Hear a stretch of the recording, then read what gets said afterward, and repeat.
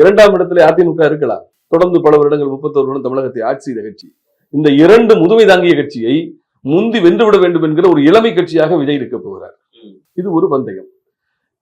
முதல் கட்சியின் மீது மக்களுக்கு கோபம் இருக்கிறது, ஆட்சி சிறப்பாக இல்லை என்கிற வருத்தத்தால்.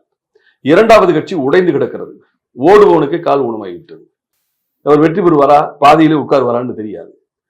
மூன்றாவது கட்சி தான் இளமை துடிப்போடு இளைஞர்களை திரட்டி வைத்துக் கொண்டு எந்த விதமான களங்கம் இல்லாமல் திருடினார்கள், ஊழல் செய்தார்கள் என்கிற எந்த குற்றச்சாட்டும் இல்லாமல் மக்களின் ஏகோபித்த அபிமானத்தை பெற்ற ஒரு இளைஞனாக நிற்க போகிறார்.